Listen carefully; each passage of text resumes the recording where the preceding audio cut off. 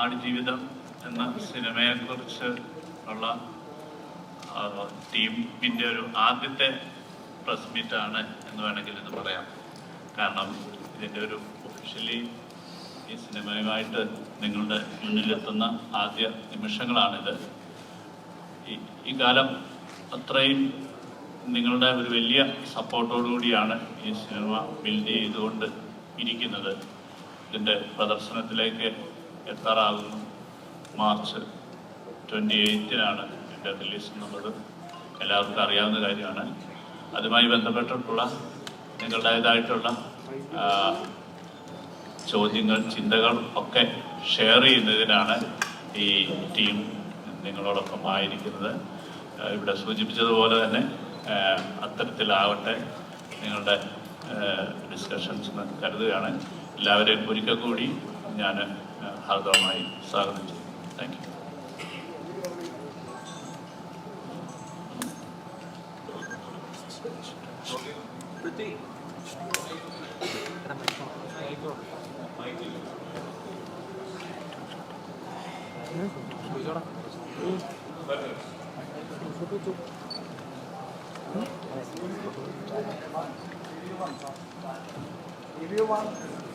ഇപ്പോ അറിയാൻ കുറച്ച് ടയർഡാണെന്ന്, പക്ഷെ എന്നാലും ക്വസ്റ്റ്യന് ചോദിക്കുകയാണ്. അതായത് ഈ ആടുജീവിതം എന്നൊരു സിനിമ പൃഥ്വിയുടെ ലൈഫായിട്ട് ഭയങ്കര ഇഴുകി ചേർന്ന് നടക്കുന്ന ഒന്നാണല്ലോ. കാരണം ഈ ആടുജീവിതത്തിനോടൊപ്പം വളർന്നിട്ടുള്ള പൃഥ്വിയുടെ ഒരു ലൈഫുണ്ട്. അതായത് ഒരു സിനിമാക്കാരനായിട്ട്, ഒരു പ്രൊഡ്യൂസറായിട്ട്, അല്ലെങ്കിൽ സംവിധായകനായിട്ട്, അല്ലെങ്കിൽ മറ്റു ഭാഷകളൊക്കെ വർക്ക് ചെയ്യുന്ന സ്റ്റാറായിട്ടൊക്കെ. ശരിക്കും ആടുജീവിതം മുന്നോട്ടുള്ള സിനിമാ കരിയറിന് തന്നിട്ടുള്ള ഒരു ക്ലാരിറ്റി എന്താണ്? നമസ്കാരം. ഇവിടെ നിന്ന് എത്തിച്ചേർന്ന എല്ലാ മാധ്യമ സുഹൃത്തുക്കൾക്കും ഒരുപാട് നന്ദി. ടയർഡാണ്, കാരണം ഇപ്പോഴും ഞാൻ ഇന്നലെ ആണ് എൻ്റെ വേറൊരു ഷൂട്ട് കഴിഞ്ഞപ്പോൾ ഒരു രാജ്യത്തെത്തി. അപ്പോൾ ഇപ്പോഴും സമയം ആ രാജ്യത്തിൻ്റെതായതുകൊണ്ട് ഇത് ഉറങ്ങുന്ന ടൈമാണ്. അതുകൊണ്ട് ഒരു ക്ഷീണിതനാണെന്നുള്ള സത്യമാണുണ്ട്. മുഖം കണ്ടാലും തെറ്റിദ്ധരിക്കരുത്.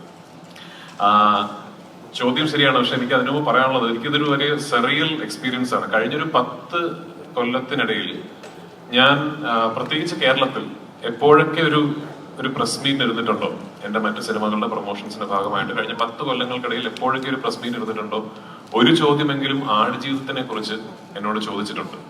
ഒരിക്കലെങ്കിലും ആടുജീവിതത്തിനെ കുറിച്ച് എനിക്ക് സംസാരിക്കേണ്ടി വന്നിട്ടുണ്ട്. ഒടുവിൽ ആടുജീവിതത്തിന്റെ പ്രസ് മീറ്റ് ഇരിക്കുന്നു പറയുമ്പോൾ എനിക്കതൊരു ഭയങ്കര സറിയൽ എക്സ്പീരിയൻസ് ആണ്.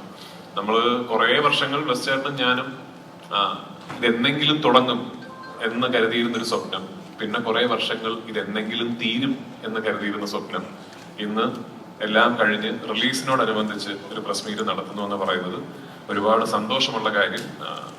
അതാണ് ആദ്യം പറയേണ്ടത്. ശരിയാണ്, ആടുജീവിതം എന്ന സിനിമ എൻ്റെ ജീവിതത്തിലേക്ക് കടന്നു വന്നപ്പോൾ ഞാൻ അന്നൊരു സംവിധായകനായിട്ടില്ല, ഒരു നടൻ എന്ന രീതിയിൽ ഞാൻ വളരെ വളരെ ചെറുപ്പമായിരുന്നു. അന്ന് ഞാൻ വിവാഹിതനല്ല, ഞാനൊരു അച്ഛനല്ല. അപ്പോൾ ശരിയാണ്, ആടുജീവിതത്തിന്റെ യാത്രക്കിടയിൽ ജീവിതം ഒരുപാട് മാറി, ലൈഫ് ഒരുപാട് ഇവോൾവ് ആയി.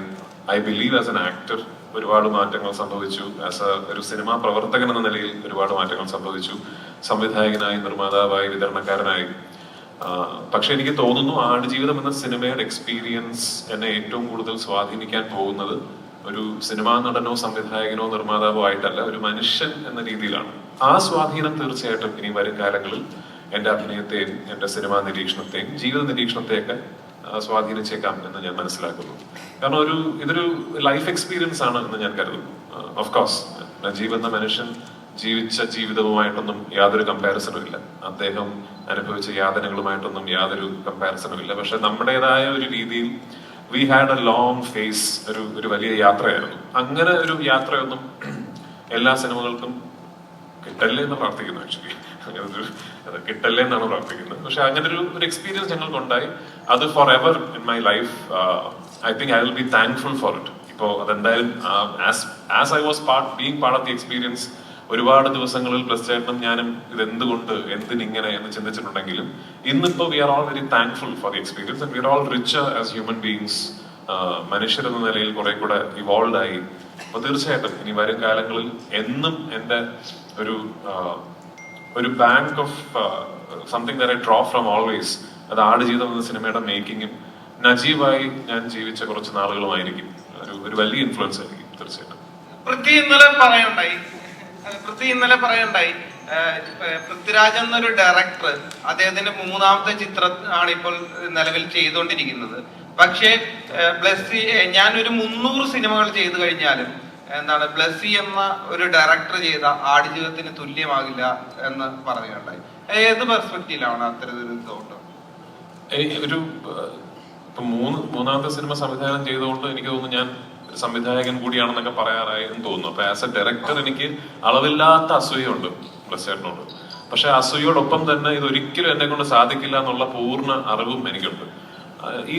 ഞാൻ പറഞ്ഞ ഈ സിനിമയുടെ ഷൂട്ടിംഗ് തുടങ്ങിക്കഴിഞ്ഞ് നമ്മൾ നേരിടേണ്ടി വന്ന തടസ്സങ്ങൾ മാറ്റി നിർത്തിക്കൊണ്ട് തന്നെ ഈ സിനിമയെ കുറിച്ച് സംസാരിക്കുകയാണെങ്കിലും ഇങ്ങനൊരു ഒരു വിഷൻ പുൾ ഓഫ് ചെയ്യുക എന്ന് പറയുന്നത് ഒട്ടും എളുപ്പമല്ല. ആൻഡ് അതിനോട് ആഡ് ചെയ്യേണ്ട ഫാക്ട് എന്ന് പറയുന്നത് ബ്ലസ്സേട്ടൻ 2008-2009 കാലഘട്ടങ്ങളിൽ ഈ സിനിമ ഏറ്റെടുക്കുമ്പോൾ അന്ന് മലയാളത്തിലെ എനിക്ക് തോന്നുന്നു നമ്പർ 1 ഫിൽം മേക്കേഴ്സ് ഒരാളാണ്. അന്ന് ബ്ലസ്സേട്ടൻ, മമ്മൂക്ക, ലാലേട്ടൻ മുതൽ ഞാൻ വരെയുള്ള ഏത് നടീനടന്മാരോട് പോയിട്ട് എനിക്ക് ഒരു സിനിമ ചെയ്യണമെന്ന് പറഞ്ഞാലും മറ്റെല്ലാ കാര്യങ്ങളും മാറ്റിവെച്ച് ബ്ലസ്സേട്ടന്റെ സിനിമ ചെയ്യാൻ സമയം കണ്ടെത്തുന്ന ഒരു സംവിധായകനാണ്. അവിടെ നിന്നാണ് അദ്ദേഹം 15-16 വർഷങ്ങൾ ഒരൊറ്റ സിനിമയ്ക്ക് വേണ്ടി മാറ്റിവെക്കുകയും ഒരു എപ്പിക് വിഷൻ പുൾ ഓഫ് ചെയ്യാൻ അദ്ദേഹം എടുത്ത ബ്ലസ്സേട്ടനെ ഞാൻ കളിയാക്കി പറയും, കുടുംബത്തിൽ നല്ല കാശുണ്ട് അതുകൊണ്ട് ബ്ലസ്സേട്ടന്റെ ടെൻഷൻ ഇല്ല എന്നൊക്കെ. അത് ഞാൻ കളിയാക്കി സംസാരിക്കുമെങ്കിലും ദ ഫാക്ടേഴ്സ് അതല്ലല്ലോ. ഒരു ഫിൽം മേക്കറെ സംബന്ധിച്ചിടത്തോളം നമുക്ക് സിനിമകൾ ചെയ്യുക, നമ്മുടെ കൂടുതൽ കഥകൾ പറയാൻ സാധിക്കുക എന്ന് പറയുന്നത് തന്നെയാണ് ആത്യന്തികമായിട്ട് നമ്മുടെ ഏറ്റവും വലിയ ത്വര. അതൊരു 16 വർഷക്കാലം മാറ്റിവെച്ച് ഒരു സിനിമയുടെ പുറകെ നിൽക്കുക, ആ സിനിമയ്ക്ക് വേണ്ടി ഒരു ദിവസം പോലും ഒരു കോംപ്രമൈസിലേക്ക് പോകാം, അല്ലെങ്കിൽ ഇനി വേണ്ട, ഇനി എളുപ്പ വഴിയിൽ തീർക്കാം എന്ന് ചിന്തിക്കാതിരിക്കുക എന്ന് പറയുന്നത് എന്നെ കൊണ്ട് സാധിക്കുമെന്ന് എനിക്ക് തോന്നുന്നില്ല. അതുകൊണ്ടാണ് ഞാൻ പറഞ്ഞത്, ഇനി എത്ര സിനിമകൾ ചെയ്താലും ആടുജീവിതം എന്ന് പറയുന്ന ഒരു ബെഞ്ച് മാർക്ക് ഇനി മുതലുള്ള എല്ലാ സംവിധായകർക്കും നടീനടൻ, ഞാൻ പറയുന്നത് അതൊരു ആസ്പിറേഷണൽ ആയിട്ടല്ല, ഒരു സംവിധായകൻ ഒരു സിനിമയ്ക്ക് വേണ്ടി, അദ്ദേഹത്തിന്റെ സിനിമയ്ക്ക് വേണ്ടി, അല്ലെങ്കിൽ what A film maker can do for his own vision എന്നതിന്റെ ഒരു അൾട്ടിമേറ്റ് ബെഞ്ച് മാർക്കായിട്ടാണ് ഞാൻ അതിനെ കാണുന്നത്. ഇതിനപ്പുറത്തേക്കൊന്നും ഒരു ഫിൽം മേക്കറിന് തന്റെ ഒരു സിനിമയോട് ഒരു അർപ്പണബോധം ഒന്നും കാണിക്കാൻ പറ്റുമെന്ന് എനിക്ക് തോന്നുന്നില്ല. റമൻ സർ, ഇപ്പം വേൾഡ് തന്നെ ഏറ്റവും മോസ്റ്റ് വാണ്ടഡ് ആയ ഒരു മ്യൂസീഷ്യൻ എന്ന അർത്ഥത്തിൽ ആടുജീവിതം ചെയ്യാന്നൊരു ഡിസിഷൻ എടുത്തത് എങ്ങനെയാണ്?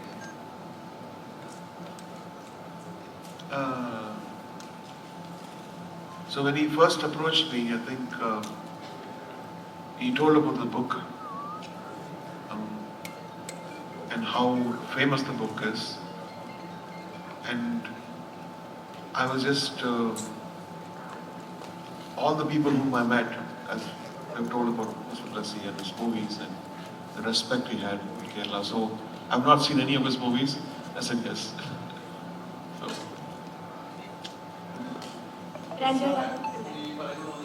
ഒരു കഥയാണ്, അത്തരമൊരു കഥാപുസ്തകം ഒത്തിരി വായിച്ചു, എല്ലാവരും വായിച്ചു. അതൊരു സിനിമയാക്കുമ്പോൾ വലിയൊരു ചലഞ്ചായിരുന്നു. തീർച്ചയായിട്ടും കേരളത്തിൽ ഏറ്റവും അധികം വായിക്കപ്പെട്ട ഒരു കഥ, നോവൽ, അത് ഞാൻ സിനിമയായി കാണുന്നത് പോലെ തന്നെ ഇത് വായിച്ചിട്ടുള്ളവരൊക്കെ അവരുടെ മനസ്സിൽ ഒരു വിഷൽ കോറിയിട്ടിരിക്കുന്നു എന്നുള്ള വെല്ലുവിളിയാണ് ആദ്യം ഒരു എഴുത്തുകാരൻ എന്നുള്ള രീതിയിൽ ഇതിനെ സമീപിക്കുമ്പോൾ ഉണ്ടാകുന്നത്. എനിക്ക് തോന്നുന്നു അതൊരു വലിയൊരു ചാപ്റ്ററാണ് അതിനെക്കുറിച്ച് സംസാരിക്കേണ്ടത്. എങ്ങനെയാണ് ഒരു നോവൽ തിരക്കഥയാകുന്നു എന്നുള്ളത് തന്നെ. കാരണം 43 അധ്യായങ്ങളിലായിട്ട് ഒരു 3.5 വർഷക്കാലത്തെ ജീവിതം പറഞ്ഞ് ഓരോ 43 അധ്യായങ്ങളിലായി പറഞ്ഞ ഒരു നോവൽ ഒരു സിനിമയാക്കണമെങ്കിൽ ഒരു 9-10 മണിക്കൂറുകൾ വേണ്ടി വരുന്നതാണ്. ഞങ്ങൾ ഷൂട്ട് ചെയ്ത ഫസ്റ്റ് എഡിറ്റ് തന്നെ 3.5 മണിക്കൂർ ആണ് ഉള്ളത്. അപ്പം അതിൽ നിന്നാണ് ഒരു 3.5 മണിക്കൂർ തിയേറ്ററിൽ ഇരിക്കാൻ പറ്റാത്ത സാഹചര്യങ്ങളൊക്കെ നമുക്കറിയാവുന്നത് കൊണ്ട് തന്നെയാണ് അതിനെ മറ്റു ലെങ്തും ഒക്കെ കുറയ്ക്കാൻ സാധിച്ചിട്ടുള്ളത്. അപ്പം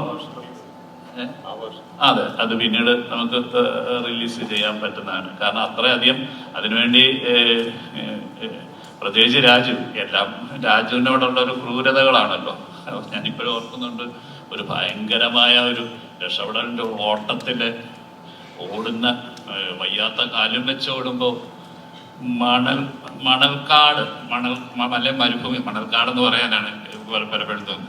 ഈ മണൽക്കാട്ടില് പെട്ടെന്ന് നോക്കുമ്പോൾ രാജു തട്ടിമറിഞ്ഞ് വീഴുന്നു. അപ്പൊ ഞങ്ങൾ വിചാരിച്ച അത് ചിലപ്പോൾ ഒരു അഭിനയത്തിന്റെ ഭാഗമാണോ എന്ന് വിചാരിച്ചു. എഴുന്നേറ്റ് ഇന്ന് ചീത്ത വിളിക്കുന്ന കണ്ടപ്പോഴാണ് മനസ്സിലായത് അഭിനയമല്ല. ഇതിന്റെ ഇടയിൽ ഒരു വലിയ കല്ല് കിടന്ന് അതിൽ തട്ടി വീഴുക. ആരെങ്കിലും വിചാരിക്കുമോ ഈ മരുഭൂമിയിൽ ഒരു പാറക്കല്ലുണ്ടാവുന്നു? അത് ഏതോ ഒരു മാർക്ക് ചെയ്യാനോ ഒരു ലോറി മാർക്ക് ചെയ്യാൻ ഏതോ ഒരു അസിസ്റ്റന്റ് ഡയറക്ടർ ഇട്ടാണ്. പക്ഷെ ഇതൊന്നും എനിക്ക് നിങ്ങളെ കാണിക്കാൻ പറ്റുന്നില്ല. അത് മറ്റൊരു മീഡിയ കൂടെ ആയിരിക്കും കാണുന്നത്. അപ്പം ഏറ്റവും ആദ്യത്തെ ചലഞ്ച്, ചോദ്യത്തിലേക്ക് വന്നു കഴിഞ്ഞാൽ ആദ്യത്തെ ചലഞ്ച് എന്ന് പറഞ്ഞാൽ പുസ്തകം വായിച്ചിട്ട് അങ്ങനെ കാണാനിരിക്കുന്ന ഒരു പ്രേക്ഷകനാണ്.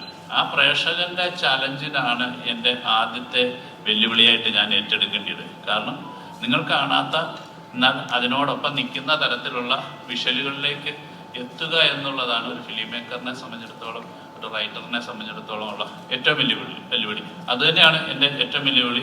അതുകൊണ്ട് തന്നെ ഒരു ജീവിതം പുസ്തകമായപ്പോൾ ഒരുപാട് ബെന്യാമിൻ അതിൻ്റെ അകത്ത് മാറ്റങ്ങളിലൂടെ കൊണ്ടുവന്നു. ഒരുപാട് ബെന്യാമിനായിട്ട് എഴുതി ചേർത്തു. അത് ഒരു സാഹിത്യത്തിൽ നിന്ന് സിനിമയിലേക്ക് മാറുമ്പോൾ എനിക്ക് പല രംഗങ്ങളും കാണിക്കാൻ ആവശ്യം ഉണ്ടാകുന്നില്ല.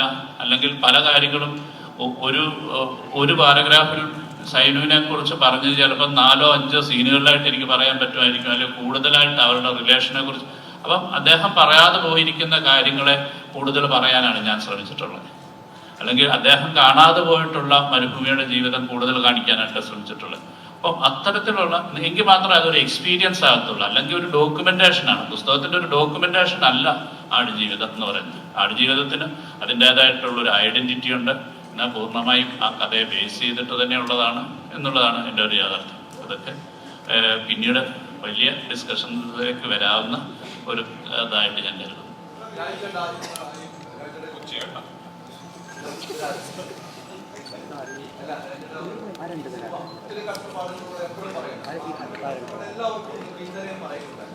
ഏതെങ്കിലും സമയത്ത് തീർന്നു കിട്ടിയാൽ അങ്ങനെ ചിന്തിച്ച നിമിഷങ്ങൾ ഉണ്ടാവില്ല. ഇത് തീർന്നു കിട്ടിയാൽ എന്നുള്ള ചിന്ത. ഇന്നലെ പറഞ്ഞ മറ്റൊരു പോയിന്റ്, എൻ്റെ വൈഫും കളിയാക്കിയാണെങ്കിൽ എൻ്റെ വൈഫും മോളും വരെ രസിതാനെ കുറിച്ച് പറഞ്ഞാൽ അങ്ങനെ ഒരു ചിന്താഗതി ഏതെങ്കിലും മുഹൂർത്തത്തിലുണ്ടായിരുന്നു? എന്നും ഉണ്ടായിട്ടുണ്ട്. കാരണം ഞങ്ങൾ ഈ സിനിമ ഷൂട്ടിംഗ് തുടങ്ങുമ്പോൾ ആഗ്രഹിച്ചിരുന്ന ഈ സിനിമ ഷൂട്ടിംഗ് തുടങ്ങുമ്പോൾ എങ്ങനെ ഷൂട്ട് ചെയ്ത് തീർക്കണമെന്ന് ബ്ലെസ്സേഡിന് കൃത്യമായ ഒരു പ്ലാൻ ഉണ്ടായിരുന്നു. ആ പ്ലാൻ ആക്ച്വലി അങ്ങനെ വലിയ കുഴപ്പങ്ങളൊന്നും ഇല്ലാത്തൊരു പ്ലാൻ ആയിരുന്നു. ഓഫ്കോഴ്സ് ഇടയിലുള്ള അന്ന് 8 മാസത്തെ ഗ്യാപ്പ് ഇടയിലുണ്ടായിരുന്നു എനിക്ക് തടി കുറയ്ക്കാൻ വേണ്ടി. ആ 8 മാസത്തെ ഗ്യാപ്പ് അല്ലാതെ വേറെ അങ്ങനെ പ്രത്യേകിച്ച് എല്ലാം വളരെ പെർഫെക്റ്റ്ലി പ്ലാൻഡ് ആയിട്ടുള്ള ഒരു ഷെഡ്യൂൾ പ്ലാനിങ് ഒക്കെ ഈ സിനിമയ്ക്ക് ഉണ്ടായിരുന്നു. പിന്നെ ഓഫ്കോഴ്സ് അറിയാലോ, ഈ പാൻഡമിക് വന്നിട്ട് ഭയങ്കരമായി നമ്മുടെ പ്ലാനുകൾ മാറി.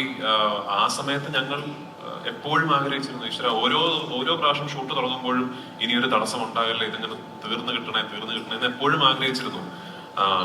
പക്ഷേ എനിക്ക് I am very proud of the fact, ഭയങ്കര അഭിമാനമുള്ള കാര്യം, നമ്മൾ അത്ര ഡെസ്പറേറ്റ് ആയിട്ട് എങ്ങനെയെങ്കിലും തീരണേ എന്ന് പറഞ്ഞ് ഷൂട്ട് ചെയ്യുമ്പോൾ പോലും ഒരു ഷോട്ട് എടുത്ത ദിവസങ്ങളുണ്ട്. ഒരൊറ്റ ഷോട്ട് റീൽ സ്റ്റാർ പറയുന്നില്ല, ഒറ്റ ഷോട്ട് എടുത്ത ദിവസങ്ങളുണ്ട്. അത് സുനിലും പോയി ക്യാമറ സെറ്റ് ചെയ്ത് മരുഭൂമിയിൽ ഒരു പെർട്ടിക്കുലർ ലൈറ്റ് കണ്ടീഷൻ വരാൻ വേണ്ടി വെയിറ്റ് ചെയ്ത് ഞാൻ മാർക്കിട്ട പൊസിഷനിൽ ചെന്നിരുന്ന് മണിക്കൂറുകളോളം വെയിറ്റ് ചെയ്ത് ഒരു ഷോട്ട് എടുത്തിട്ട് ഇനി ലൈറ്റ് പോയി ബാക്കപ്പ് ചെയ്യണം എന്ന് പറഞ്ഞ ദിവസങ്ങൾ ഇത്രയും പ്രശ്നങ്ങൾക്കിടയിലും ഉണ്ടായിട്ടുണ്ട്. അതാണ് ഞാൻ നേരത്തെ പറഞ്ഞത്, അങ്ങനെ ഒരു സിനിമയെന്ന ഒരു സംവിധായകന് പിന്നെ ഒരു ചെറിയ ഇന്നലെ ഞാൻ വരുന്ന വഴിക്ക് സംസാരിച്ച കാര്യം, ഇപ്പൊ ഈ ട്രെയിലർ കണ്ടപ്പോ എല്ലാവരും വളരെ എടുത്തു പറയുന്ന ഒരു ഷോട്ട് ഉണ്ടല്ലോ, ഒരു ഒട്ടകത്തിന്റെ കണ്ണിൽ എന്റെ റിഫ്ലക്ഷൻ ഒരു മാക്രോ ലെൻസ് ഇട്ട് ഷൂട്ട് ചെയ്ത ഒരു ഷോട്ട്. സുനിലുണ്ടോ ഇവിടെ ക്യാമറമാൻ? ഇല്ല, ഓക്കെ. അത് ഒരു സീനിൽ അപ്പൊ പുസ്തകം അറിയാവുന്ന ആൾക്കാരായതുകൊണ്ട് സീനൊക്കെ അപ്പൊ ഞാൻ ഈ മൃഗങ്ങളോട് യാത്ര പറയുന്ന ഒരു സീനുണ്ട്. അപ്പൊ ആ സീൻ ഷൂട്ട് ചെയ്തപ്പോ ഞാൻ ഒട്ടകങ്ങൾക്ക് ഭക്ഷണം ഇട്ട് കൊടുത്തിട്ട്, അപ്പൊ ആ സമയത്ത് ഒട്ടകങ്ങളൊക്കെ നമ്മൾ ഹലോ എന്നുള്ള അത്രയും നാളായല്ലോ. അപ്പൊ നമുക്കെല്ലാവർക്കും ഭയങ്കര ഇഷ്ടമുള്ളൊരു ഒട്ടകമുണ്ട്, കാണാൻ ഭംഗിയുള്ള ഒരു കക്ഷി. അപ്പൊ പുള്ളിക്കാരനെയാണ് നമ്മൾ ഈ ഷോട്ടിൽ വിളിച്ച് നിർത്തിയിരിക്കുന്നത്. അപ്പോ അങ്ങനെ ഭക്ഷണം ഇട്ട് കൊടുത്തിട്ട് ഞാൻ പോവാണ് എന്ന് പറയാണ്. ഭക്ഷണം ഇട്ട് കൊടുത്തിട്ട് ഞാൻ പോവാടാ, ഇനി ഞാൻ തിരിച്ചു വരില്ല എന്ന് പറഞ്ഞപ്പോ എന്റെ ഷോട്ട് എടുക്കുകയാണ് ഒട്ടകത്തിന്റെ സജഷന്. ഒട്ടകം കഴിച്ചുകൊണ്ടിരുന്ന ഒട്ടകം പെട്ടെന്ന് എണീറ്റ് എന്നെ നോക്കി. ഓക്കെ, അപ്പൊ നമ്മൾ ഓക്കെ അത് ഷോട്ട് ഉടനെ ഇദ്ദേഹമാണല്ലോ, അത് കൊള്ളാം, ഇനി ഒട്ടകത്തിന്റെ റിയാക്ഷൻ എടുക്കാന്ന് പറഞ്ഞു. ഞാൻ തമാശ പറയാൻ ശരിക്കും, ഞാൻ ഒട്ടകത്തിന്റെ റിയാക്ഷൻ ഇത് എവിടെ ഇപ്പുറത്തെ ക്യാമറയിൽ വെച്ചിട്ട് എനിക്ക് ഓർമ്മയുണ്ട്, ഒരു ദിവസം വൈകുന്നേരം ഒരു 4-4:30 മണിക്കാണ് എന്റെ ഷോട്ട് എടുത്തത്. അപ്പൊ അതേ സമയത്ത് വേണമല്ലോ ഒട്ടകത്തിന്റെയും ഷോട്ട് എടുക്കാനല്ലേ, ലൈറ്റ് വേറെ ആയിരിക്കും എന്ന് പറഞ്ഞ് എത്രയോ ദിവസങ്ങൾ നമ്മളൊരു 3:30 മണിയാകുമ്പോൾ ഷൂട്ട് നിർത്തിയിട്ട് ക്യാമറയായിട്ട് പോയിട്ട് ഒട്ടകത്തിന്റെ ഷോട്ട് എടുക്കാൻ നിൽക്കും. എനിക്ക് തോന്നുന്നൊരു 7-8 ദിവസങ്ങൾ കഴിഞ്ഞിട്ടാണ് നിങ്ങളിപ്പോ കാണുന്ന കണ്ണിലെ റിഫ്ലക്ഷൻ ഷോട്ട് കിട്ടിയിരിക്കുന്നത്.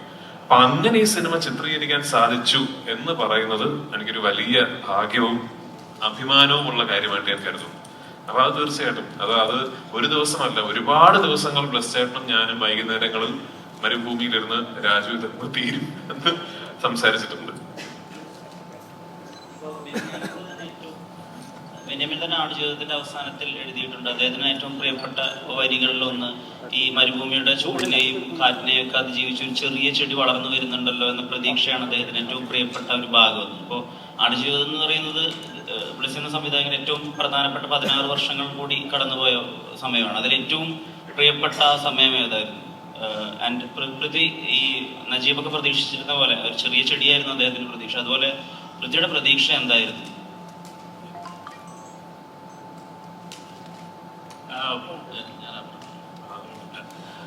എനിക്ക് ഞാൻ ആദ്യം പറഞ്ഞല്ലോ, ഈ പുസ്തകം അങ്ങനെ പകർത്തിയ ഒരാളല്ല ഞാൻ. എനിക്ക് ഈ സിനിമയിൽ, നിങ്ങൾ സിനിമ കാണുമ്പോൾ മാത്രം അറിയാവുന്നതുകൊണ്ട് അത് ഡീറ്റെയിൽ പറയാം. ഈ സിനിമയിൽ എനിക്ക് ഏറ്റവും പ്രിയപ്പെട്ടതായി തോന്നിയ അത് ആ പുസ്തകത്തിൽ ഇല്ലാത്തൊരു സീനുണ്ട്. അതാണ് കാരണം ഞാൻ എന്നും വിചാരിച്ചിട്ടുണ്ട്, ഭൂമിയുടെ മുകളിൽ നിന്ന് നോക്കുമ്പോൾ നമ്മളും മൃഗങ്ങളും ഒക്കെ ഈശ്വരനെ സംബന്ധിച്ചിടത്തോളം ഈക്വലായിട്ട് തോന്നിയിട്ടുണ്ട്. അതെനിക്ക് ഒരുപാട് മുമ്പേ തോന്നി. അപ്പൊ അത്തരത്തിൽ മൃഗങ്ങൾ നമ്മളോട് എങ്ങനെയാണ് കമ്മ്യൂണിക്കേറ്റ് ചെയ്യുന്നതിൻ്റെ ഒരു വലിയ ഒരു ഉദാഹരണമായിട്ട് ഒരു കുഞ്ഞ് ആട്ടുകുട്ടി അദ്ദേഹവുമായിട്ട് അഭിനയിച്ചിട്ടുണ്ട്. എനിക്ക് തോന്നുന്നു ഞാൻ ഏറ്റവും പ്രിയപ്പെട്ടതായിട്ട്, അതിനുവേണ്ടി ഞങ്ങൾ കഷ്ടപ്പാടുകൾ വളരെയാണ്. ശരിക്കും ഞാൻ റസൂലിൻ്റെ അടുത്ത് പറഞ്ഞു, ഞങ്ങൾ മിക്സ് ചെയ്തുകൊണ്ടിരിക്കുമ്പം ആ കുഞ്ഞ് ആട് മരിച്ചുപോയി. എനിക്ക് ഇത്രയധികം വേദനയോടുകൂടി എനിക്ക് എന്നുവെച്ചാൽ ഒരു ആട്ടുകുട്ടി അല്ലായിരുന്നെങ്കിൽ ചിലപ്പോൾ നമ്മൾ അതിൻ്റെ ഫോട്ടോ ഇട്ടേനെ. കാരണം യൂണിറ്റ് മുഴുവൻ സ്നേഹിച്ച് അതിന് ബിസ്ക്കറ്റ് കൊടുത്ത് ഞങ്ങൾ ഷൂട്ട് കഴിഞ്ഞപ്പോഴത്തെ അതിന് വയറിളക്കം പിടിച്ച് നെക്സ്റ്റ് ഡേ അതിനെ കണ്ടില്ല, മരിച്ചുപോയി എന്ന് പറഞ്ഞു. എനിക്ക് എത്ര ഇമോഷണൽ ആ കാര്യം. നിങ്ങൾ ആ സിനിമ കാണുമ്പോൾ ആ സിനിമയിൽ ഇമ്പോർട്ടൻറ്റ് ക്യാരക്ടറാണ്. ആ കുട്ടി മരിച്ചു എന്ന് പറഞ്ഞ് കുട്ടി മരിച്ചു എന്ന് തന്നെ എനിക്ക് പറയാൻ പറ്റുന്നത്. അപ്പം ഇങ്ങനത്തെ ഇമോഷണലി നമുക്ക് എല്ലാത്തിനോടും, ബെന്യാമിൻ്റെ ചെടിയാണെങ്കിൽ എനിക്ക് ഈ ആട്ടുകുഞ്ഞിനോടാണ് എൻ്റെ ഏറ്റവും വലിയ സ്നേഹം, ഇഷ്ടം എന്ന് പറയുന്നത്. അപ്പം ഓരോരുത്തരെയും അങ്ങനെ ടച്ച് ചെയ്തിട്ടുള്ള പല പല കാര്യങ്ങളുണ്ടാവും.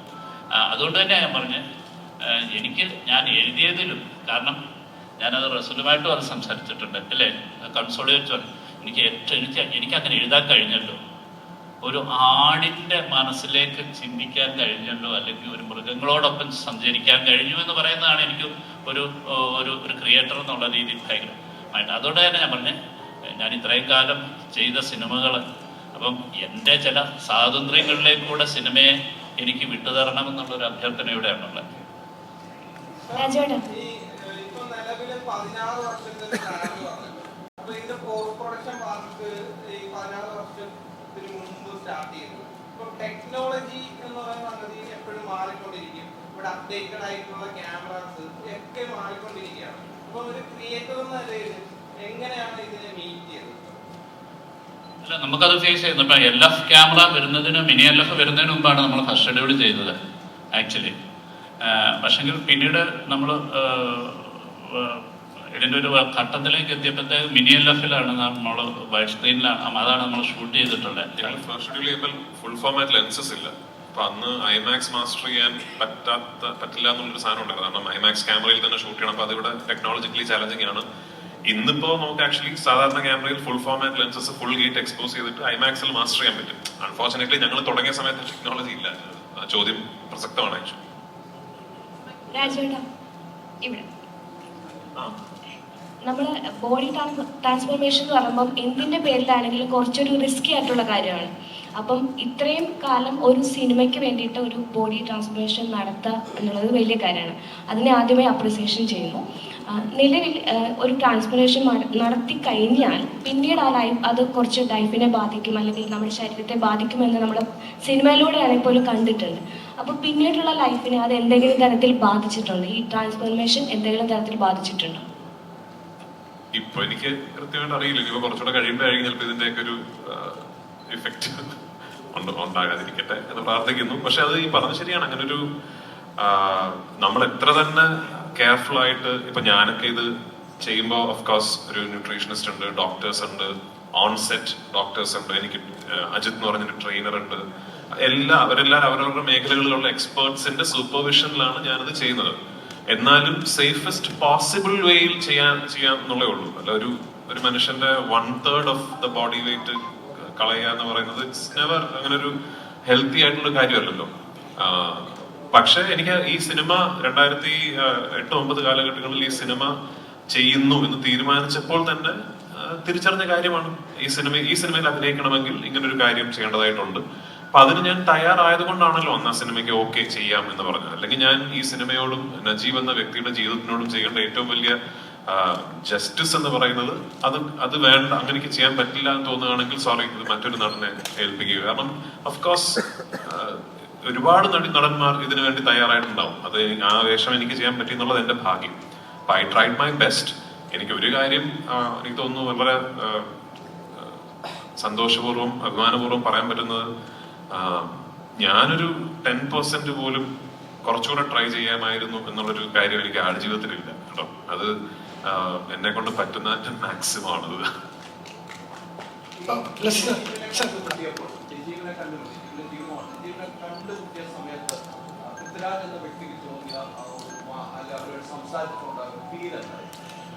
ഇത് ആക്ച്വലി ഞാൻ സംസാരിക്കണമെന്ന് കരുതിയിരുന്നൊരു ഇതാണ്. ബ്ലസ് ചേട്ടൻ ആടുജീവിതത്തിന്റെ പുസ്തകം എനിക്ക് തരുന്നത് 3rd എഡിഷനാണ്, 3rd or 4th edition ആണെന്ന് തോന്നുന്നു എനിക്ക്. അപ്പൊ അന്ന് ഈ പുസ്തകം വായിച്ചു കഴിഞ്ഞിട്ട് ആദ്യം സ്വാഭാവികമായിട്ട് നമ്മൾ ആദ്യം വിചാരിക്കുക എന്നാ പിന്നെ അദ്ദേഹത്തെ കണ്ട് സംസാരിക്കാനുള്ളതാണ്. അപ്പൊ ബ്ലസ് ചേട്ടൻ ഓൾറെഡി അദ്ദേഹത്തെ കാണുകയും സംസാരിക്കുകയും ഒക്കെ ചെയ്ത് കഴിഞ്ഞൊരു അവസരത്തിലാണ് നമ്മൾ ഇതിനെക്കുറിച്ച് ചിന്തിക്കുന്നത്. അപ്പൊ അന്ന് ഞങ്ങൾ തീരുമാനിച്ചത്, അന്നേ ബ്ലസ് ചേട്ടൻ പറഞ്ഞിരുന്നു, രാജു ഈ പുസ്തകം ഇതുപോലൊരു സിനിമയാക്കാൻ പറ്റില്ല. അതായത് പുസ്തകം വായിച്ച് നിങ്ങൾ എല്ലാവർക്കും അറിയായിരിക്കുമല്ലോ, ഒരുപാട് കാരണങ്ങൾ കൊണ്ട്. അപ്പൊ അതിൽ നിന്ന് ഈ ജീവിതത്തിന്റെ ഈ പുസ്തകത്തിന്റെ ഈ കഥയുടെ ഒരു സിനിമാറ്റിക് നെറേറ്റീവ് ക്രിയേറ്റ് ചെയ്യുക എന്നുള്ളതാണ് ബ്ലസ്സി എന്ന ഫിലിം മേക്കറിന്റെ ഉത്തരവാദിത്വം. അത് ക്രിയേറ്റ് ചെയ്ത് കഴിയുമ്പോൾ അതിലുള്ളൊരു നജീബ് ഉണ്ടാവും. നമുക്ക് ആ നജീബിനെ കുറിച്ച് ചിന്തിക്കാം എന്ന് പറഞ്ഞു. ഞാൻ ശ്രീ നജീബിനെ കാണുന്നതല്ല, ആദ്യമായി സംസാരിക്കുന്നത് നമ്മുടെ സിനിമയുടെ അവസാനത്തെ ഷോട്ട് എടുത്ത് കഴിഞ്ഞ് ഞാൻ ക്യാമറയുടെ ബാക്കിൽ വന്നിട്ടാണ് അദ്ദേഹവുമായിട്ട് ഞാൻ ആദ്യമായി സംസാരിക്കുന്നത്. ആടുജീവിതത്തിന്റെ ഏറ്റവും ലാസ്റ്റ് ഷോട്ട് എടുത്ത് അവസാനം ഫിലിം പാക്കപ്പ് എന്ന് പറഞ്ഞതിന് ശേഷമാണ് റിയൽ നജീബും ആദ്യമായി സംസാരിക്കുന്നത്. ആ സംസാരം, ആ കോൺവെർസേഷൻ ഞങ്ങൾ ഷൂട്ട് ചെയ്തിട്ടുണ്ട്, റിലീസ് ചെയ്യുന്നുണ്ട്, അത് ഉടനെ റിലീസ് ചെയ്യുന്നുണ്ട്. എനിക്ക് ഏറ്റവും സന്തോഷം തോന്നിയ കാര്യങ്ങൾ, ഞാൻ ആ കോൺവെർസേഷനിൽ നിങ്ങൾ കാണാത്ത കുറച്ച് കാര്യങ്ങൾ നമ്മൾ പേഴ്സണലി സംസാരിക്കുമല്ലോ.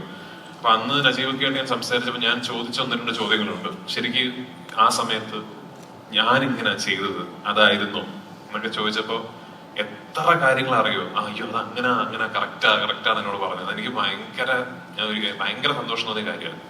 അപ്പൊ അത് ഓഫ് കോഴ്സ് ബ്ലസ്, അപ്പൊ എനിക്കത് എന്റെ ക്രെഡിറ്റ് അല്ല കേട്ടോ. അപ്പൊ അതായത് ബ്ലസ് ചേട്ടൻ ഇമാജിൻ ചെയ്ത നജീബ് എന്ന വ്യക്തി അദ്ദേഹത്തിന്റെ ജീവിതത്തിൽ ആ സമയത്ത് അനുഭവിച്ച യാതനകളും ആക്ച്വലി അത്രയും സിമിലർ ആയിരുന്നു എന്ന് പറയുന്നത് അത് ഫിലിം മേക്കറിന്റെ ക്രെഡിറ്റ് ആണ്. പക്ഷെ ഇത് ആക്ച്വലി വളരെ കൗതുകമുള്ളൊരു കാര്യമാണ്.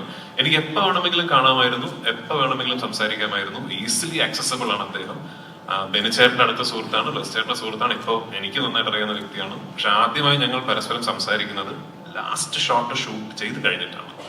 എനിക്ക് തോന്നുന്നു അതുമായി ബന്ധപ്പെട്ടുള്ള ഒരു ഇതെന്ന് പറഞ്ഞാല് ശരിക്കും ഒരു പുസ്തകത്തിലെ നജീബിന്റെ ഒരു ഫ്രെയിമിൽ നിന്നും സ്ക്രീൻ പ്ലേയിലേക്ക് എത്തുന്ന ഒരു നജീബ് ഒക്കെ അല്ലെങ്കിൽ എഴുതി വെച്ചിരുന്ന ഡയലോഗുകൾ ഒക്കെ ഒരു ലൊക്കേഷനിലേക്ക് എത്തി ഇദ്ദേഹത്തിന്റെ രൂപമാറ്റങ്ങളിലേക്ക് വന്നു കഴിയുമ്പോൾ ഞങ്ങൾ അറിയാതെ 3ാമത്തെ ഒരു ജനറേഷനിലേക്ക് വരികയാണ്. അതാണ് ഈ സിനിമയ്ക്കുണ്ടായ ഏറ്റവും വലിയ കെമിസ്ട്രി എന്നാണ് ഈ പറയുന്നത്.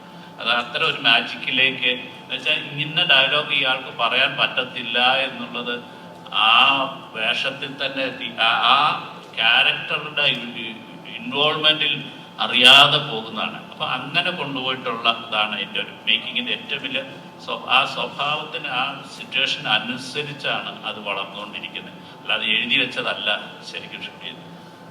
Hi Prithviraj.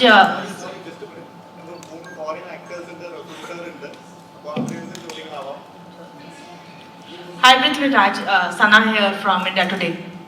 Hi. Hi. How are you doing? Prithviraj, tell me, of course, everyone's talking about your looks, but what was your daughter's reaction to seeing the trailer or the look that when she saw it?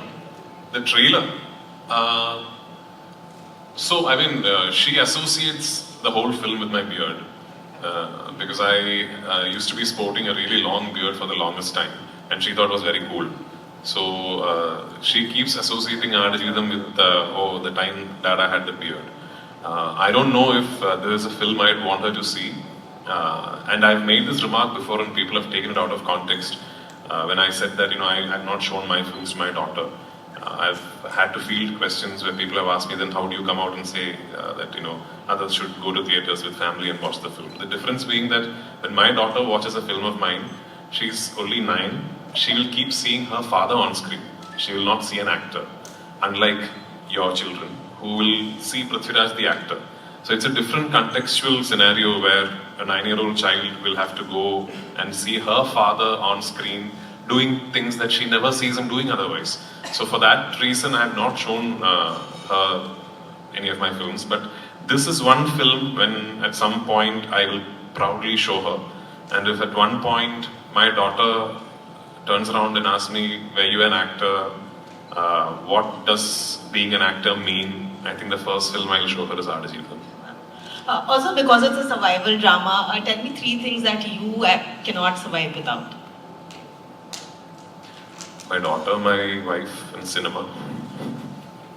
There's also a lot of talks about Badi Miyan Choti Miyan. Anything you want to say, because that also has a very different look and a personality for you. I'll meet you in Bombay, and we will speak in detail. Great. Also, I wanted to speak to Jimmy and of course Talib, and of course tell me, how was it to actually work in an Indian film, and did you guys know how big Prithviraj and A.R. Rahman are? Well, it was my first experience with an Indian production, and of course before I came here I did a little bit of research as well, as far as who was the director really, who was the actor, and who else was coming on board. I knew of A.R. Rahman because I live in Los Angeles, so I was in LA when Slumdog Millionaire won, so I know all about that. But I was baffled by the cast and crew when I got to Algeria for the first time. I mean, I landed in the desert and it was just full of people, and I think here you probably have 3 people for the job of 1 in some of the early production that I know of. So that was a big difference for me. But beside that, I mean, the level of professionalism was up there. Blessy, the director, he's such a perfectionist. Everything has to be just on the dot, and that was very interesting to witness. And he got all the necessary tools and people to get to what he wanted to do, and it's such a impactful and deep story that I think it needed that. And as far as the collaboration with some of the other actors, including Raj here, with whom I probably spent every day doing all kind of things, going through the desert, having to carry him. He killed me because he's not a small dude. and at time I just had to carry him on my back and walk and run. So that was quite painful, but very enjoyable at the end. So looking forward to see the movie on the big screen.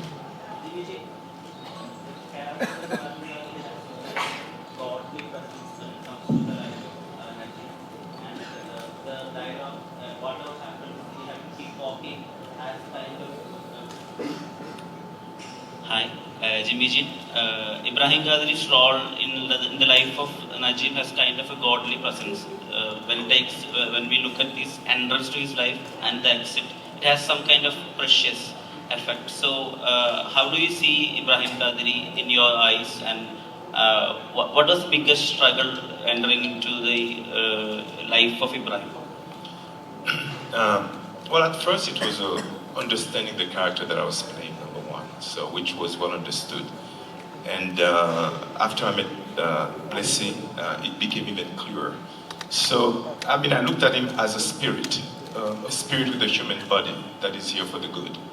So it's like, how do I embody that? You know, how can I portray that kind of character where I'm only here for one specific mission and make it as clear, as simple, and as truthful as possible.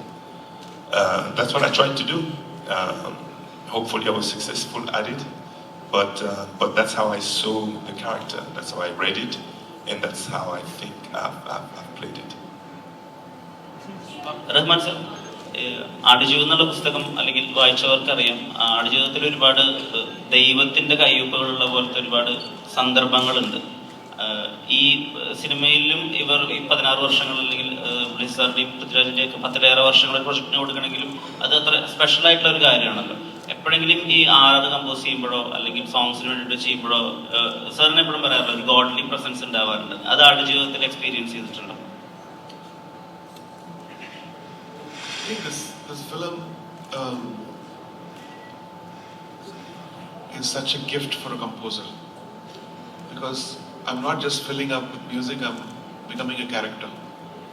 That character sometimes is God's point of view, sometimes director's point of view, sometimes the main character's point of view. So it keeps shifting. There is a main theme which we have done, and which I played yesterday. That is the main theme, which is probably God looking at the main character Najib with mercy. And I don't want to say much. I think you should look at the film. We don't want to influence you to what you should feel. You should feel what you should feel. With the amazing performance of Jimmy and Prithvi and all the cast. Roman sir, over here sir, straight from sir. Fahad Fasil told that after watching Maaman, you told him to stop doing such kind of negative characters. So when it's come to Aadijeevitham, is there anything you like to tell Raju Ettan after watching his performance? Raju Ettan didn't do anything. He's an all-rounder. I told to Fahad because I've not watched many of Fahad's movies, because I know him as a person, because when he came to meet me, that's when, hey, you're such a good person, why are you acting such cruel roles? So it was just a fun remark. And Prithvi, I think, is evolved so much. I've worked on Ravanan, I've worked on Kavya Talivan, and all of them are very heavily demanding roles. And in this you should see, I don't want to say much, just watch. Raju sir, അതേപോലെ ഇപ്പം actor Prabhas ഇപ്പം സിനിമയുടെ poster ആണെങ്കിലും trailer ആണെങ്കിലും ഇറങ്ങുമ്പോൾ എല്ലാം share ചെയ്യുന്നുണ്ട്. I hope he is more excited about this film. അപ്പം ട്രെയിലർ കണ്ടിട്ടുള്ള അദ്ദേഹത്തിന്റെ ഒരു റിയാക്ഷൻ എങ്ങനെയായിരുന്നു, എന്താണ് പറഞ്ഞത്? പ്രഭാസ് ട്രെയിലർ വളരെ നേരത്തെ കണ്ടിട്ടുണ്ട്. പ്രഭാസിന് ഭയങ്കര ആകാംക്ഷയോടുകൂടി ഈ സിനിമ ഇറങ്ങുമ്പോൾ കാണണം എന്ന് പറഞ്ഞ്, പിന്നെ ഓഫ്കോഴ്സ് ഞങ്ങളിപ്പോൾ അങ്ങനൊരു we are quite close in the sense we've done a whole film together. Salar Part 2 is going to start shoot very soon. In fact, very, very soon. We are in touch, and he is a very good friend now. When I'm in Hyderabad, I definitely touch base with Prabhas. Not just there, wherever I am, we are in touch. അപ്പോൾ ഈ സിനിമയുടെ കാര്യം പ്രഭാസും in fact Prashant നീലൊക്കെ ഇടയ്ക്കിടയ്ക്ക് എന്നോട് ചോദിക്കുന്നത് desert film എന്നാണ്. അപ്പോൾ ഇന്നലെ നിങ്ങൾ കണ്ട ട്രെയിലറൊക്കെ പ്രഭാസും പ്രശാന്തും വളരെ നേരത്തെ എൻ്റെ ഫോണിൽ കണ്ടിട്ടുണ്ട്. ரஹ்மான் சார், கௌஷிக் ஃப்ரம் தினத்தந்திஸ் டிடி நெக்ஸ்ட் சென்னை. நேற்றுக்கு வந்து பிருத்விராஜ் சார் கிட்ட பேசின போது சொன்னார், இந்த படத்துக்கு நான் ஒவ்வொரு வாட்டியும் பார்க்கும்போது நான் திருப்பி போய் வேறு ஏதாவது புதுசாக பண்ணோம் அப்படின்னு நினைக்கிறேன் அப்படின்னு சொல்லிட்டு, அந்த அளவுக்கு எனக்கு ஸ்பெஷலாக இருக்குது அப்படின்னு சொல்லிட்டு. பட் மியூசிக் வரும்போது இந்த படத்துக்கு மியூசிக்கோட முக்கியத்துவம் என்ன சார்? பிகாஸ் வந்து it's not high on dialogues, but music is one of the characters இந்த ஃபிலிம். அதை பற்றி கொஞ்சம் சொல்லுங்கள் sir.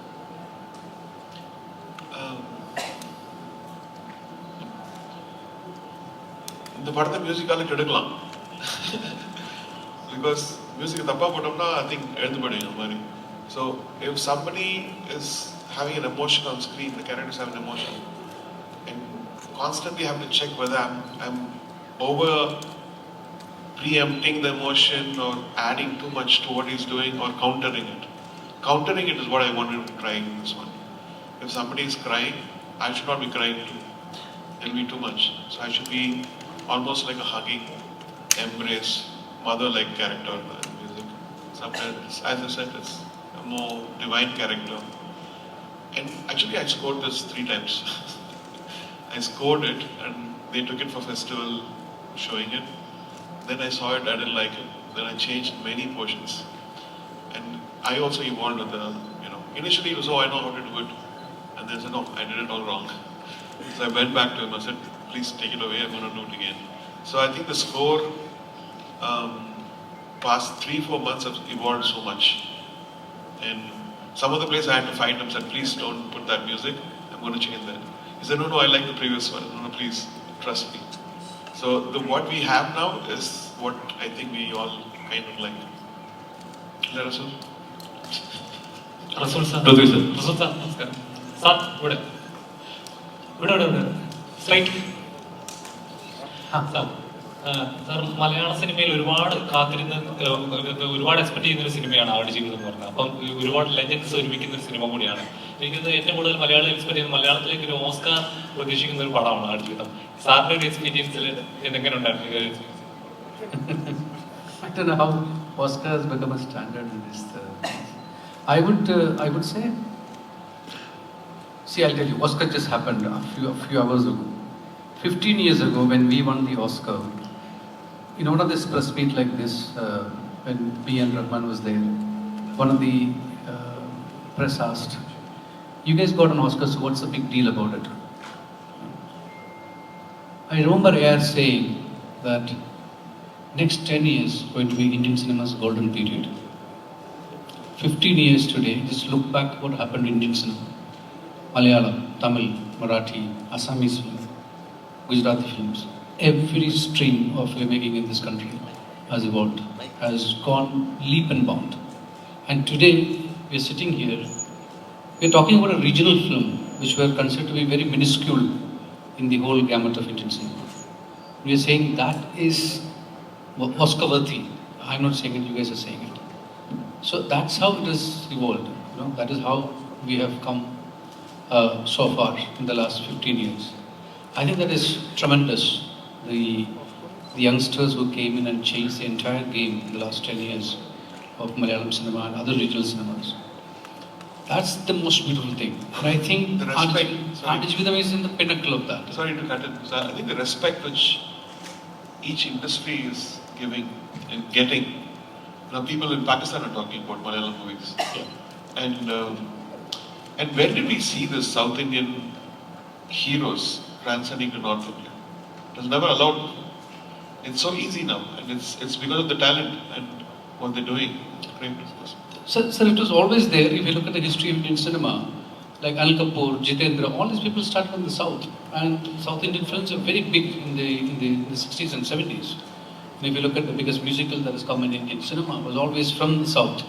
I mean, native South Indian actors. Yeah, true. So, I mean, Shivaji Ganesan was big, MGR was big, they all were there. But now looking at South Indian cinema and trying, okay, what are we doing wrong? The Hindi cinema is thinking there's something wrong about us. And I feel what is wrong about Hindi cinema today is that they started making packages. Last 10 years, that's what they did. The middle class Indian is no more a subject of discussion in Hindi cinema in the last 10 years. Probably last Gajini is a film where we saw a middle class girl, So you've taken a fair share of people from your storytelling. They're obviously going to go against you. And if you look at regional cinema, regional literature, it is rooted, regional cinema's writing is rooted in regional literature. So where the literature is strong, you have strong subjects and you have strong cinema. That's what I think is lacking in Hindi cinema right now. Time to look back. And writing is very strong in in the cinema, and a lot of literature influence is making, film. Like one element of a film become a point of a journey. Manjumal Boys, for example. You take one element 30 years ago, you see in one song, that is become a filmic idea. So those are the things that are happening. People are like flourishing. So it's so beautiful to be part of that movement, I would say. Hi, so Prithvi, sir. hi sir. Namaste. Anil here. Here it is. Anil from Karnataka. Sir, being a star, being a hero, you dedicated 6 years for Adu Jeevitam. What made you to dedicate your 6 years for this film? Losing a weight and gaining a weight. Being a star, you'll be busy with other films also.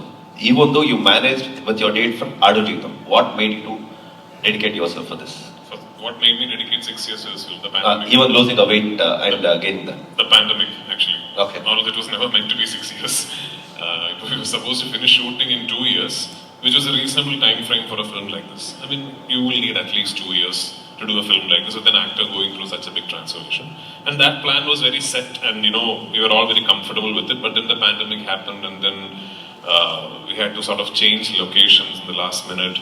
So we started in Kerala, then we went to Jordan, then we had to come back, then we restarted in Algeria, then came back to Jordan, then came back to Kerala. So all this put together just went on for a while. But having said that, now when I see the film, it's all worth it. I have absolutely no regrets. It's all worth it. What is my 6 years? There's a person sitting next to me who's even 16 years. So, what am I complaining about? You released in Malayalam, Salar, you released in Malayalam, and now Kannada, Hombale releasing your film in Karnataka. How happy to associate with that? Yeah, I'm overjoyed. It's just that I think people tend to ask me this question very particularly because I've released a few Kannada films in Kerala, starting with KGF 2, then 777 Charlie.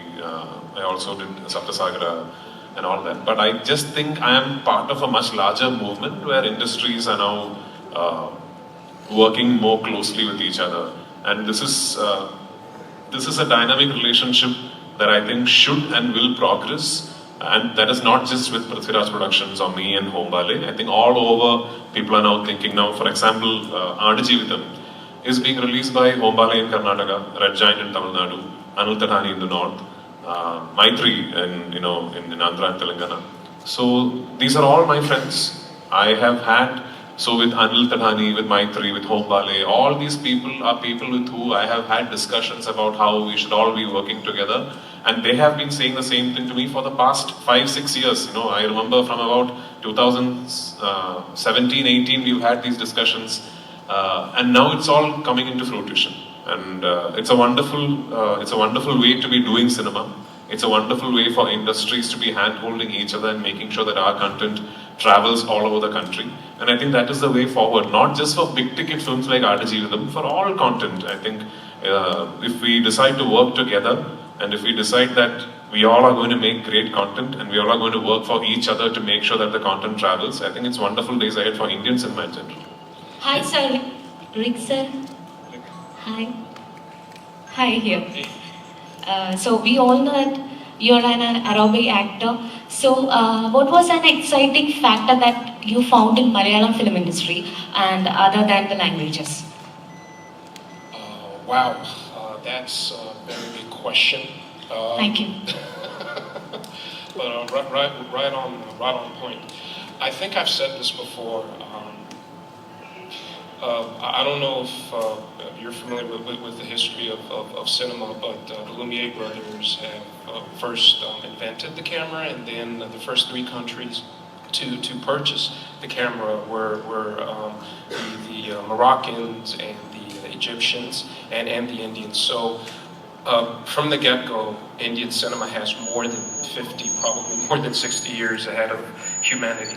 So in answer to your question, I think I went back to school again. It was so amazing to see very talented people who are very dedicated and very passionate, and I can't put it lightly when I say very passionate. If there's one thing in this room Like, let's say we're shooting right now, and maybe the lighting is not proper, then they'll change it. No, they won't just change it. They'll change the whole setting, even the outside environment. Whenever there's a need, there's always a way. I think that was probably the biggest lesson I learned about Malayalam cinema. I remember also a few years back that our lead actor, Prithviraj, his mother was caught in a flood or something of that nature. There were some floods, and we had to stop shooting for a while because there was a big element of danger. Had it been anyone else, right, they probably would have just said, okay, you know what, we're not going to do this. But no, through it all, through monsoon season, through the pandemic, through everything. And, I can't stress it enough, and I've mentioned this before, it is not easy to lose weight and gain weight really, really fast. You can be very, very sick, right? It's happened with different actors. But the fact that he's here with us right now, and that everybody that has worked on this film is still here with us, is a testament to Malayalam cinema's can-do attitude that we can all learn from in different industries around the world. Yes, absolutely. Talib sir is from Oman. Book വായിച്ചവർക്ക് Talib sir ഏത് ക്യാരക്ടറായിരിക്കും ചെയ്തിരിക്കുക guess ചെയ്യാം. So, any questions?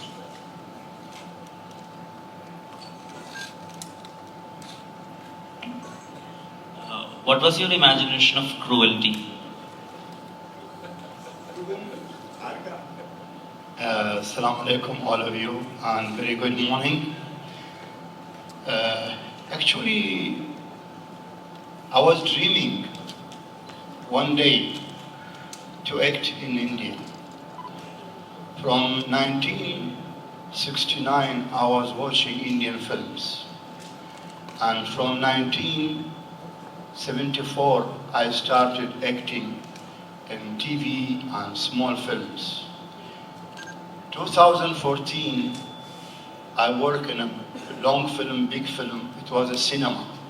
Before all the films it was a small cameras and seems like serials and these things. But the right time was 2014 when I worked with Dr. Khalid in a film in Oman called Al-Boom. Then again we work 2017, we did Zayana film. It is a film between Oman and India. It is shooted in Trivandrum. After this film, I don't know, maybe Angel and some, it seemed like a chance it just came to me that I saw Mr. Blassi. I meet him before that also.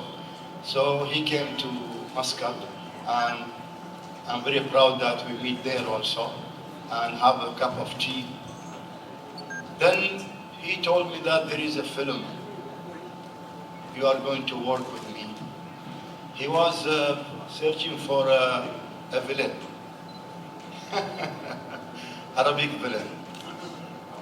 It was my really chance that I'll be in this film and in Kerala.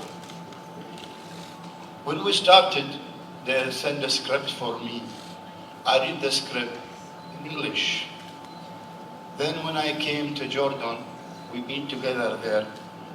I found that I'm working with the big people. A director like Mr. Blassi and a very big actor like Raj and other friends and big team, special Robin. And also I just want to say thank you to Mr. Professor Musa Kuti. He is the translator from Malayalam to Arabic. Because if it was English, there was no problem. But in Malayalam to translate to Arabic, it is very difficult. But Professor Musa was the easier one, the person who take us to the next step. I'm very proud to work in this film, and especially a film like Adu Jividam. It is a history.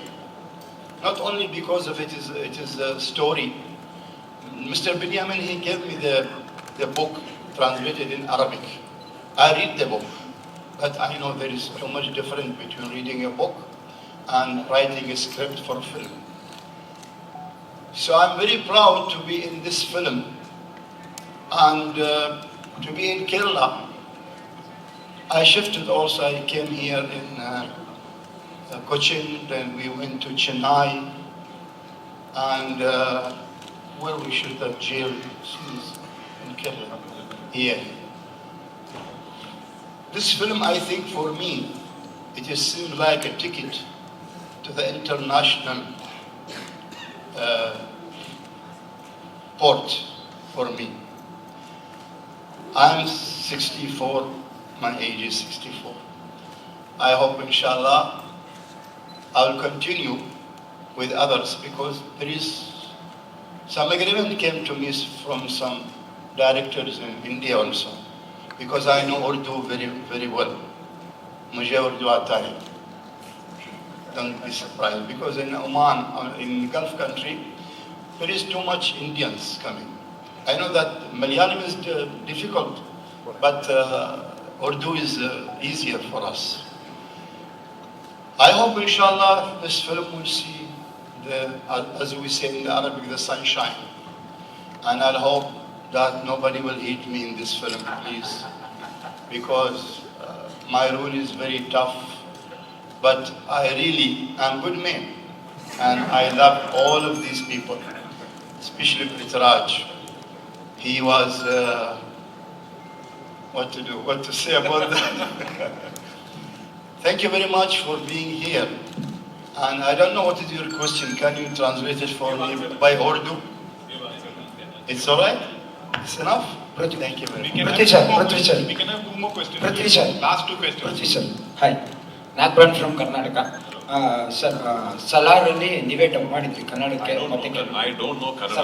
I just dubbed in Kannada. He translated. Yeah, you only Salar dubbed in Karnataka. Yes. In this movie, ಅದೇ sir dubbing ಯಾರ್ಯಾರು ಮಾಡಿದ್ದಾರೆ ಕನ್ನಡದಲ್ಲಿ ಮತ್ತೆ ಬೇರೆ language ಅಲ್ಲಿ ಅಂತ ನಿಮ್ಮ I have to call Prashant Neel now. Okay. His question is that you have for Salar you have dubbed in all 5 languages. Yes. What about Adu Jeevitham? You only doing in a. If you will wind up this press meet, I'm going to dub it in Hindi today. And then what about Kannada tomorrow? Oh, okay, fine. So we can hear voice in Kannada also. Yes. Thank you for that. One last question. ഇപ്പൊ social മീഡിയയില് social മീഡിയയില് ഇപ്പൊ social മീഡിയയിൽ വൈറലായിക്കൊണ്ടിരിക്കുന്ന ചേട്ടന്റെ പഴയ ഒരു interview ഉണ്ട്. 20 വർഷങ്ങൾക്ക് ശേഷം പൃഥ്വിരാജ് എന്നൊരു ആക്ടർ എന്തായിത്തീരുമെന്ന് പറയുന്ന ചേട്ടൻ പറയുന്ന ഒരു പോയിന്റ് ഉണ്ട്. മിനിമം 3 ലാംഗ്വേജെങ്കിലും അഭിനയിക്കണം, എന്നെ കൊണ്ട് പറ്റുന്ന രീതിയിൽ, അല്ല മലയാളികൾ സമ്മാനിക്കാൻ തോന്നുന്ന രീതിയിൽ സംവിധാനം ചെയ്യുന്ന അങ്ങനത്തെ ഒരു ഇതായി പറയുന്നത്. ശരിക്കും അതേ പാറ്റേൺ കീപ്പ് ചെയ്താണ് ഇപ്പോഴും ബുക്ക്. ഇനി എന്താണ് അടുത്തത്? ഇനി അടുത്ത ഇത് പൃഥ്വിരാജ് എന്ന ലെവലിൽ ഇതുപോലൊക്കെ അവിടെ പറഞ്ഞ പറയേണ്ടത് സത്യമായിട്ട് അതേ ഉള്ളൂ. അതായത് ഇനിയിപ്പോ ഇനി ഒരു 20 വർഷങ്ങൾ കഴിഞ്ഞാലും ഇപ്പോൾ ചെയ്യുന്നത് ചെയ്യാൻ സാധിക്കുക എന്നുള്ളതാണ് സ്വപ്നം. അതായത് ഇപ്പോൾ എനിക്ക് ഇഷ്ടപ്പെട്ട സിനിമകൾ ഇഷ്ടപ്പെട്ട രീതിയിൽ ഇഷ്ടപ്പെട്ട പോലെ അതിൽ അഭിനയിക്കാനും വേണമെങ്കിൽ നിർമ്മിക്കാനും സംവിധാനം ചെയ്യാനും വിതരണം ചെയ്യാനും ഒക്കെ കഴിയുന്നുണ്ടല്ലോ. അപ്പൊ അതുപോലെ തന്നെ ഇനി എപ്പോഴും ഉണ്ടാകുക എന്നുള്ളതാണ്. അതിനപ്പുറത്തേക്ക് കുറെ ആഗ്രഹങ്ങളൊന്നുമില്ല. Jimmy, my question is for you. Your story itself is a story of perseverance, hard work and dreams. You came from Haiti and through Paris you reached New York and you pursued your dreams in films. When you reached to Adu Jeevitham, when you play a role of positivity like Ibrahim, how you value yourself as an individual who can relate to Najib also. Najib's story is Najib's story is a story of struggle, but still he is positive. Was that your motto also? Thank you for the question. Yeah, I guess a big part of my life has been going against the wave. So it's always been a struggle, but a struggle I always welcome. And as you said, I met the first part of the struggle in Haiti, met another phase of it when I grew up in Paris, to the point where I became homeless. And that didn't stop me. And I continued, lived in many other places, lived in Spain, Italy, South Africa, England, to continue to pursue a search of life, of understanding who I was, my meaning on this planet and Earth. And once you have a purpose, anything can happen. So with that in mind, and of course, as you know, then I ended up in Hollywood, and I've been there for about 25 years. But with that in mind, it was easier to understand Najib's experience, because when there is hope, you will have success. And regardless on what the movie went through, what Blessy, the cast and crew went through to bring this project, because it was so full of hope behind it, we always end up seeing the light at the end of it all. So yeah, maybe I channeled a little bit of that while doing the movie in Algeria and Jordan. Yes. ഇപ്പം നിലവില് നെജീബുമായിട്ട് first ഷെഡ്യൂളിലാണ് അവർ work ചെയ്തത്. നെജീബിനെ തുടക്കത്തിൽ കണ്ട ഒരാൾ എന്ന നിലയിൽ ഈ project ഇപ്പൊ എങ്ങനെയാണ് അതിന്റെ പല പ്രോസസ്സിലൂടെ ഇങ്ങനെ 17 വർഷത്തിലേക്ക് കടന്നു പോകുന്നു, പ്രൊജക്റ്റ് വലുതാകുന്നു. ഓഫ് സ്ക്രീനില് ബ്ലെസ്സി സാറിനും ബേസിക്കലി ഈ ട്രാൻസ്ഫോർമേഷന്റെ വേറൊരു പതിപ്പ് നമ്മൾ ഇന്നലെ തന്നെ കണ്ടു. ബ്ലെസ്സി സാറ് ഒരു വേറെ രീതിയിലേക്ക് അദ്ദേഹത്തിന്റെ താടിയും കാര്യങ്ങളൊക്കെ ഇങ്ങനെ മാറിക്കൊണ്ടിരിക്കുന്നു. ഒരു ട്രാൻസ്ഫോർമേഷൻ ഇതിന്റെ പുറകിലാണ്. ഇപ്പം അമല എന്ന് പറഞ്ഞ നായിക ഇതിനെ എങ്ങനെയായിരുന്നു നോക്കിയത്? Good morning, everyone. Sorry, എനിക്ക് muscle cramps കൂടുതലുള്ളതുകൊണ്ട് that's why I got really late. Apologies for that. ആടുജീവിതത്തിന്റെ ഹണിമൂൺ ഫേസിലുണ്ടായ ആളാണ് ഞാൻ. The best part of Aadujeevitham, there was a lot of water and a lot of greenery and a lot of peace. And then yes, എല്ലാവരും ഒരു major ട്രാൻസ്ഫോർമേഷനിലൂടെയാണ് പോയത്. ഇപ്പൊ ഇവരെല്ലാം ഇരിക്കുന്ന പോലെ വളരെ പുഷ്ടിപ്പെട്ട് വളരെ ഹാപ്പി ആയിട്ടാണ് ഞാൻ ഇവരെ കേരള സ്കെഡ്യൂളിൽ കണ്ടത്. And then after that I was seeing like എല്ലാവരുടെയും very different in terms of physically, emotionally. ഞാൻ അത് കഴിഞ്ഞിട്ട് പ്ലസ് ചെയ്യാൻ കണ്ടപ്പം I remember he was looking very weak and very unhealthy, and അപ്പം അതിനെക്കുറിച്ച് സംസാരിക്കുകയുണ്ടായി. And like I said, like Bless's body is trying to catch up with his passion. Like body atra weak airundengilum, even though he was sick, he was going through some diet and all, but in spite of all that, he was only talking about the film. And അത് കഴിഞ്ഞിട്ട് ബ്ലസ്സിയേട്ടനെ കണ്ടപ്പോൾ ബ്ലസ്സിയേട്ടൻ was telling സൈനുവിൻ്റെ പെർസ്പെക്റ്റീവിലുള്ള, Najeeb ഇല്ലാതെ സൈനു അനുഭവിച്ച ഒരു ജീവിതം, സൈനു എന്തായിരിക്കും face ചെയ്തിട്ടുണ്ടാവുക, അതിനെക്കുറിച്ചൊക്കെ സംസാരിക്കുമായിരുന്നു. So like physically, even Prithvi and I was just seeing some pictures and some brushes and all. In fact, 2021 ഡബിന് വേണ്ടിയിട്ട് ഒരു പാച്ച് ഡബിന് വേണ്ടിയിട്ട് ഞാൻ ചെന്നൈയിലെ സ്റ്റുഡിയോയിൽ പോയപ്പം I was seeing a teaser. അപ്പോൾ ആ ടീസർ കണ്ടു കഴിഞ്ഞിട്ട് ഞാൻ I didn't recognize Prithvi in that. He was in the teaser and I'm like, അത് ആരാണ് ആക്ടർ ആരാന്ന് ഞാൻ ചോദിച്ചപ്പോൾ then they said that's Prithvi, and I'm like, what? Please play it again. So yeah, the guy that everybody, all of them were unrecognizable, and even the film took over into a different, different feel altogether. And again, I'm back in the honeymoon phase of Aadijeevitham, the best phase, I think the very easy phase. So for me, the journey has been, I'm like a tiny drop in this ocean, but I'm very, very grateful and blessed to be a part of this project. Yeah.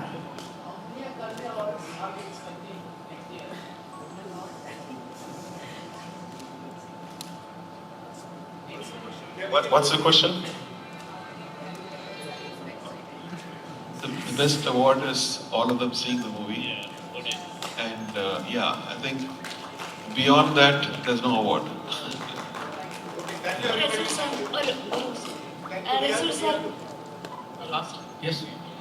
Sir, നമ്മൾ മരുഭൂമിയെ ബന്ധപ്പെട്ട ഒരുപാട് സിനിമകൾ കണ്ടിട്ടുണ്ട്. അതിൻ്റെ സൗണ്ട്സിനെ പറ്റി ഉള്ള സിനിമകൾ നമ്മൾ മുമ്പ് കണ്ടിട്ടുണ്ട്.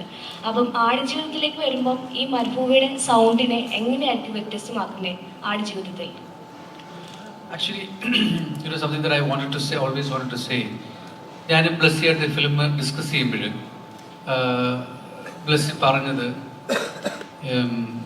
സിനിമ തുടങ്ങുന്നത് കേരളത്തിലാണ്. ഒരുപാട് വെള്ളം, ഒരുപാട് പച്ചപ്പ്, ഒരുപാട് പ്രകൃതി. അവിടുന്ന് ഇയാൾ പോകുന്നത് ഒരു മരുഭൂമിയിലാണ് എത്തിപ്പെടുന്നത്. അവിടെ ഒന്നുമില്ല, കാറ്റ് മാത്രമേ ഉള്ളൂ, വരണ്ട ജീവിതം. അവിടെ അദ്ദേഹം കടന്നു പോകുന്നത്.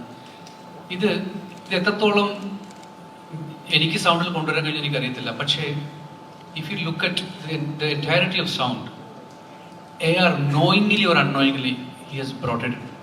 And ഈ cinema, first half of the film, if you look at the score, it is completely different film altogether. Look at the sound of it.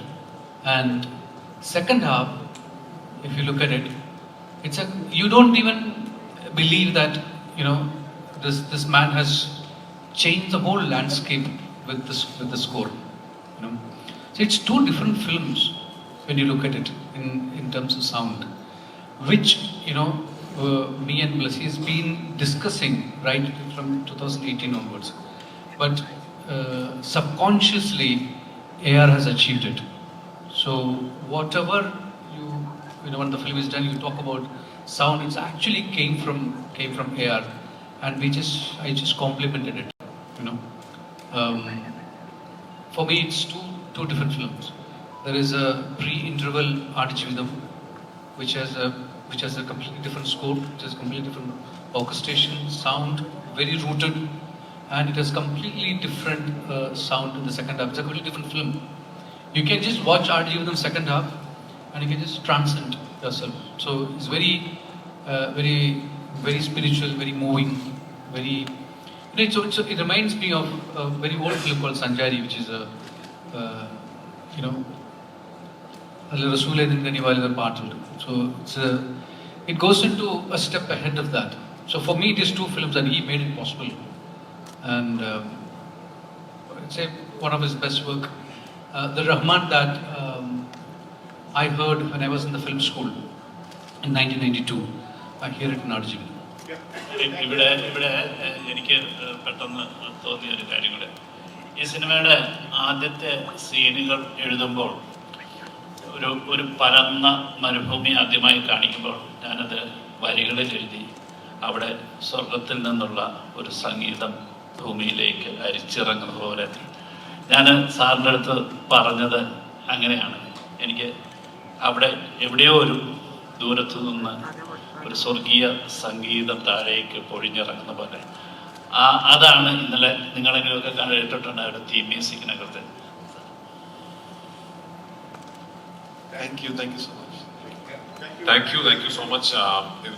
Before we wrap up, once again, ഇവിടെ എത്തിച്ചേർന്ന എല്ലാ മാധ്യമ സുഹൃത്തുക്കൾക്കും ഒരുപാട് നന്ദി. ഒരു കാര്യം എനിക്ക് പറയണമെന്ന് തോന്നിയത്, ഇതിപ്പോ ഞങ്ങൾ ഈ ഇരിക്കുന്നവരാണ് ഈ സിനിമയിൽ പ്രവർത്തിച്ചവർ. പക്ഷെ ആടുജീവിതം എന്ന് പറയുന്ന ഈ കഥ, ഈ പുസ്തകം, ആ ജീവിതം, ഇന്നിപ്പോ ഈ സിനിമ, എനിക്ക് തോന്നുന്നു ഒരു മലയാളിയുടെയാണ്. അതൊരു ഞങ്ങൾ ഈ സിനിമ ഇന്ന് ഈ രൂപത്തിൽ എത്തിപ്പെടാൻ ഒരു നിമിത്തമായി, അല്ലെങ്കിൽ ഞങ്ങൾക്ക് ആ പ്രിവിലേജ് കിട്ടിയെന്ന് മാത്രമേ ഉള്ളൂ.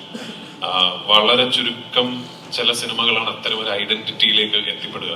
ഒരു ഫുൾ ഒരു ഇൻഡസ്ട്രിയുടെ സിനിമ, അല്ലെങ്കിൽ ഒരു എല്ലാ മലയാളികളുടെയും സിനിമ എന്ന് പറയുന്ന അങ്ങനെ ഒരു ഐഡന്റിറ്റിയിലേക്ക് എത്തിപ്പെടാൻ സാധിക്കുന്നത്, പ്രത്യേകിച്ച് റിലീസിന് മുമ്പ് എത്തിപ്പെടാൻ സാധിക്കുന്ന വളരെ ചുരുക്കം ചില സിനിമകളേ ഉള്ളൂ. And we deem it a privilege to be able to be exponents of that dream. നിങ്ങൾ എല്ലാവരുടെയും അനുഗ്രഹവും പ്രാർത്ഥനയും ഈ സിനിമയ്ക്ക് ഇപ്പോൾ ഉണ്ടാവണം. 28-ാം തീയതി റിലീസിനും എനിക്ക് തോന്നുന്നു നിങ്ങളെ ഇനിയും we will still B meeting.